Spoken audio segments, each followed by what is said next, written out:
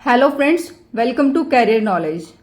Friends, आज जो हम वीडियो लेकर आ रहे हैं वो फ्रेजेस के ऊपर है। बट वीडियो को स्टार्ट करने से पहले मैं आपकी 2 मिनट लेना चाहूँगी। सबसे पहले तो एक्सट्रीमली सॉरी कि मैं इतने दिन तक आपको कोई भी वीडियो अपलोड नहीं आपके लिए कर पाई, बिकॉज मैं खुद अपनी जॉब में इतनी बिजी हो गई थी कि मेरे लिए टाइम निकालना बहुत मुश्किल था। बट अभी आप लोगों के इतने कमेंट्स आ रहे थे कि मुझे लगा एटलीस्ट कुछ वीडियोस जो एग्जाम पॉइंट ऑफ व्यू से इम्पोर्टेंट हैं, जैसे कि आप लोगों के लिए फ्रेजेस बहुत इंपॉर्टेंट है, जो कि आपकी स्पीड इम्प्रूवमेंट के लिए बहुत ही इम्पोर्टेंट है। आप उससे अपनी स्पीड गेन कर सकते हैं। तो मुझे लगा कि आप लोगों को सपोर्ट की ज़रूरत है, तो आप लोगों के लिए मैं ये सीरीज़ कंटिन्यू करूं। तो थैंक्स कि आप लोगों को मेरी जो वीडियो बनाई हुई वीडियोस हैं वो बहुत अच्छी लग रही है। जो कंटेंट है, वे ऑफ स्टडी है, आपको सभी चीज़ें बहुत पसंद आ रही है। बहुत आप लोग लाइक कर रहे हैं, इसके लिए दिल से आप लोगों का धन्यवाद। तो चलिए अभी स्टार्ट करते हैं। अब हम कंटिन्यू, मैं कोशिश करूंगी कि कंटिन्यू हम जो सीरीज जो हमने स्टार्ट की थी 1100 फेजेस की डिक्टेशन की, हम उसको कंटिन्यू करें। तो चलिए स्टार्ट करते हैं। हमने एक सीरीज स्टार्ट की थी जो हमारा थर्ड थी फ्रेज की। जो थर्ड वीडियो थी हमारी वो वट के ऊपर थी कि वट से अगर कोई भी वर्ड्स कनेक्ट होते हैं, अदर वर्ड कनेक्ट होते हैं, तो एज अ फ्रेजेस हम उनको, जो कि जनरली हमारे डिक्टेशन के अंदर यूज होते हैं, what do you, what did you, तो ये तो आप लास्ट वीडियो में देख सकते हैं। तो इसका जो कंटिन्यूएशन है वट की सीरीज का, वो आज हम करेंगे। अब इसका नेक्स्ट है, हमारा कंटिन्यूएशन में है व्हाट हैज बीन। अगर आपको व्हाट हैज बीन लिखना है तो आप इस तरीके से व्हाट बनाएंगे और इस तरीके से हैज का हुक बनाएंगे, जो कि साउंड के बेस पर होगा, और बीन का ये इस तरीके से स्टॉक बनाएंगे। नेक्स्ट है हमारा व्हाट हैड बीन। आप इसको इन 2 तरीके से लिख सकते हैं, जो भी आपको सुटेबल लगता है उसी तरीके से लिख सकते हैं। नेक्स्ट है आपका व्हाट वॉज रिक्वायर्ड। इस तरीके से रिक्वायर्ड के लिए हम इस स्टॉक का यूज करेंगे। ये देखिए कंटिन्यूसली प्रैक्टिस से हमारा सभी हो जाता है। नेक्स्ट है व्हाट इज रिक्वायर्ड। देखिए व्हाट इज रिक्वायर्ड, आप व्हाट इज रिक्वायर्ड और व्हाट वाज रिक्वायर्ड में डिफरेंस देखिए, क्लियर आपको दिखाई देगा। But we have need to focus and continuously practice, that is most important. Next is what was the, what would be. इस तरीके से बनाएंगे हम वट का, इस तरीके से। नेक्स्ट फिर ये वुड के लिए है और ये बी के लिए। Next is what is the, next is what is it, what is the matter. इस तरीके से मैटर के लिए हम ये थोड़ा सा लॉन्ग बनाएंगे, जैसे कि आपको पता है मैटर इसी तरीके से लिखते हैं हम। इसमें ER लगाए तो थोड़ा सा हम इसको स्ट्रेच करेंगे। Next what is the position, इस तरीके से व्हाट इज द पोजिशन, ये हमारे सन का हुक लगेगा। Next what is the matter, what is the matter, ये इसके अंदर कनेक्ट है द हमारा। आप इसको अलग से नहीं लिखेंगे, बट जो स्ट्रोक है आपको प्रैक्टिस करने पर आपको इजीली क्लियर हो जाएगा। Next is what will be, इस तरीके से व्हाट विल का ये इस तरीके से हम बनाएंगे। Then be what are you, इस तरीके से what are you.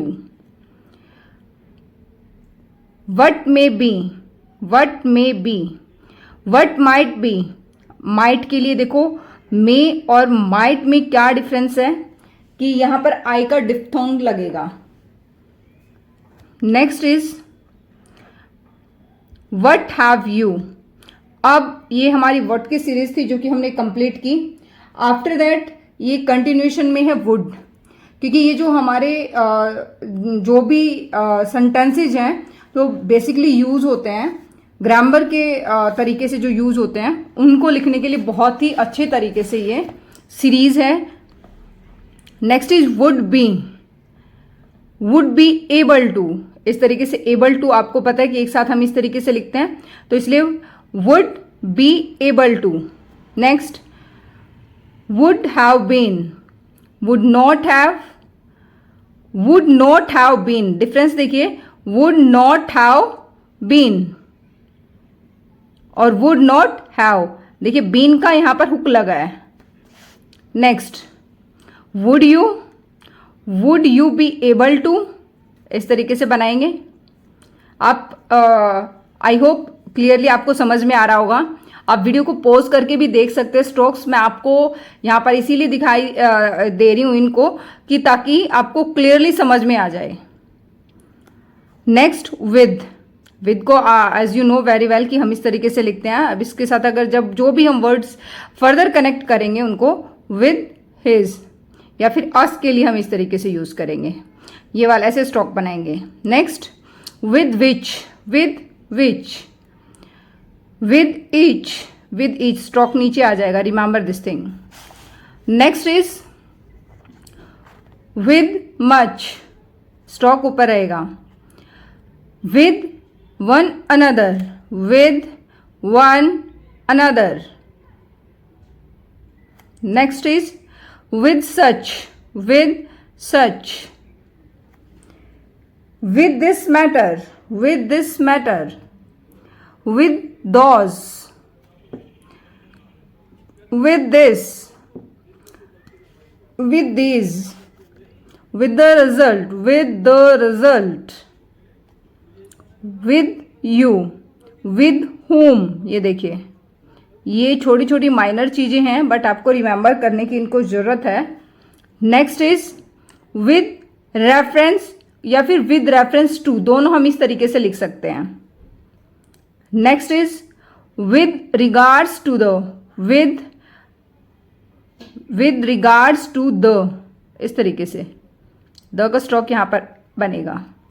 Next, with regard to that, with regard to that, इस तरीके से लिखेंगे। Next is with regard to this, next is of. अब नेक्स्ट जो वर्ड रहेंगे हमारे ऑफ के रहेंगे, जो भी ऑफ से रिलेटेड वर्ड्स हैं वो रहेंगे। Of course. Next is of it, of him, of whom, of his own, next is of some, of the case, next is of this case, of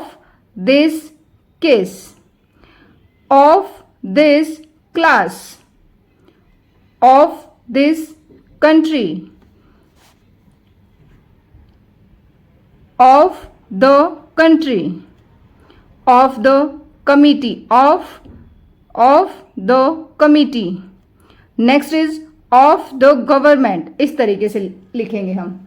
I hope ये जो videos है काफ़ी helpful हैं आप लोगों के लिए जो भी स्टेनो की प्रैक्टिस कर रहा है।